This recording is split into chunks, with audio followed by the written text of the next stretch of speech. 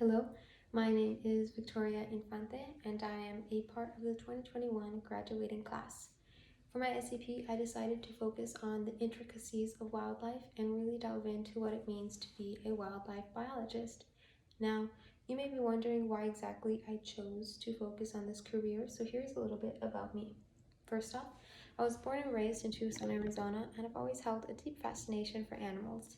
This led to me wanting a career that involved wildlife, and originally I wanted to be a veterinarian.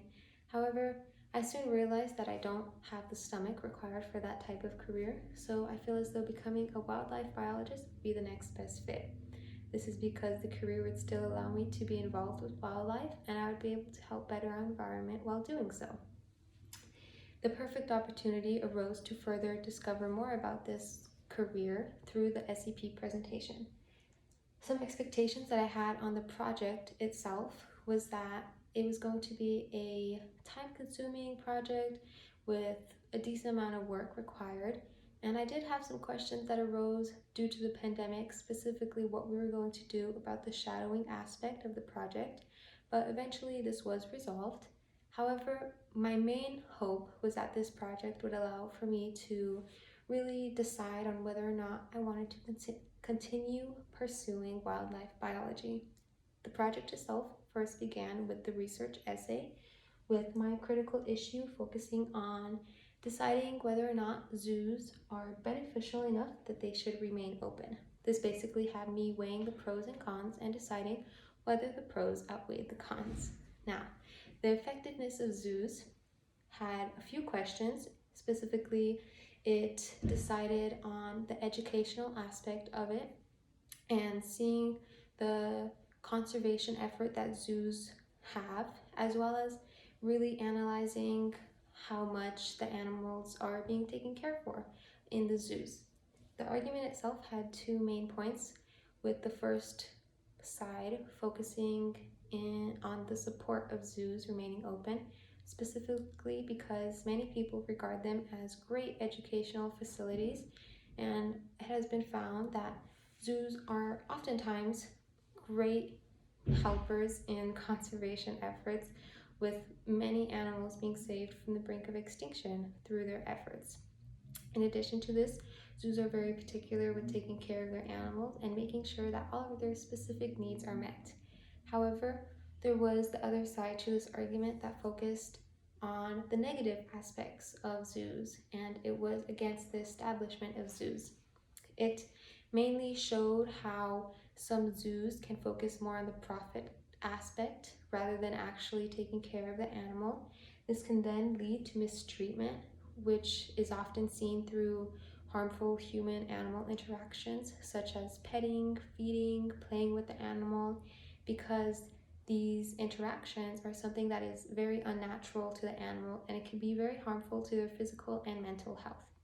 In addition to this, the zoos themselves can be very harmful to the animals in regards to their enclosures. This can lead to a variety of physical and mental problems, such as silverback gorillas.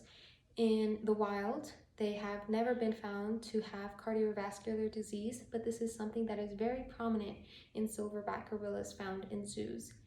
Other such cases is animals being diagnosed with anxiety or depression or stress-inducing behaviors, such as pacing around their enclosure.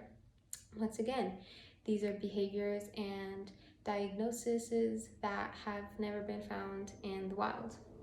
However, as I continued my research, I was able to come up with a conclusion of sorts that would help solve these issues and be a balance between the two. I have decided that I think one of the major points should be that certification should be required for the zoo to remain operational. This certification would be gained by making sure that the zoo doesn't have any harmful human-animal interactions and making sure that their animals are being well taken care of. In addition to this, the main goal of the zoo should be rehabilitation. The zoo should be focused on trying to get this animal back into the wild rather than just having them for entertainment, And if they are unable to do so, I feel as though it'd be best for them to be placed in a conservation center that is better fit to care for the animal's unique traits. Um, a broader and greater solution would be a new system for zoos in which the animals would have free roam and we, the people, would be the ones viewing them so that the animals would be able to live in a more natural and happy environment that I feel would be better for their overall health.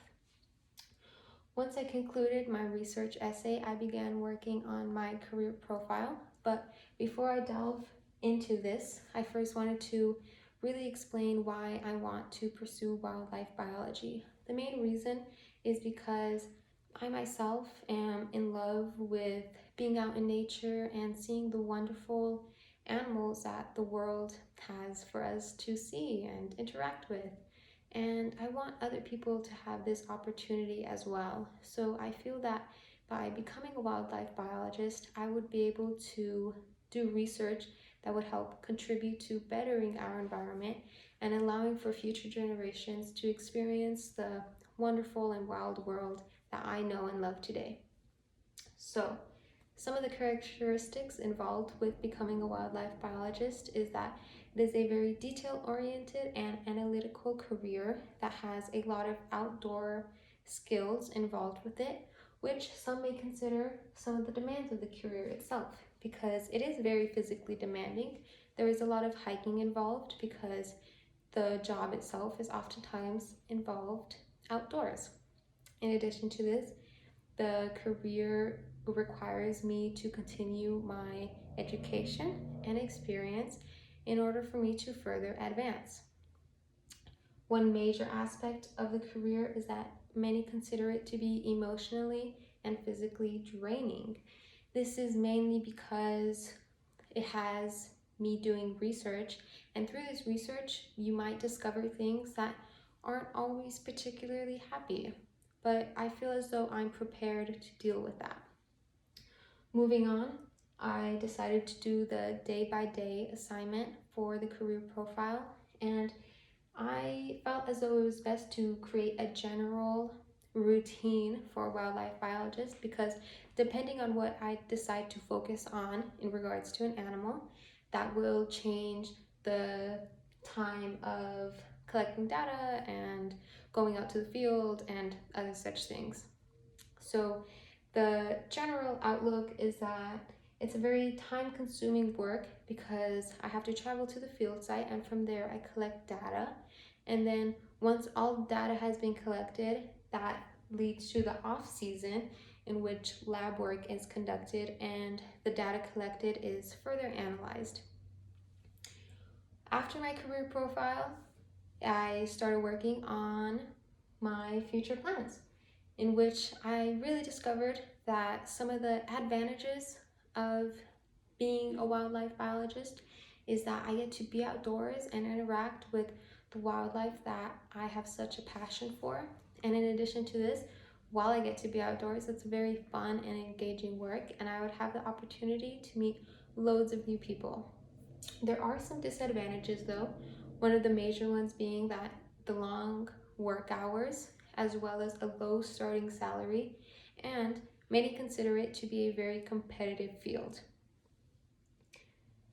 Here I have a step-by-step process of my future plans. So the general idea that I have is first I need to attend university and pursue a degree in ecology and evolutionary biology.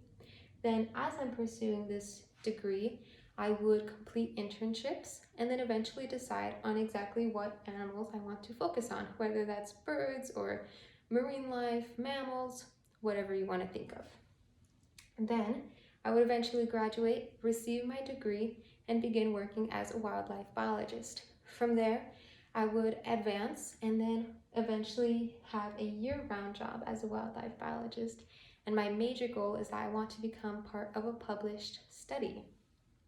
Some of the expectations that I had for this career is that it is very time consuming and it has lots of hard work, but I feel as though it is very rewarding because it's a competitive field. So, with me being able to advance myself, I would feel accomplished while also taking care of the environment and doing what I really love.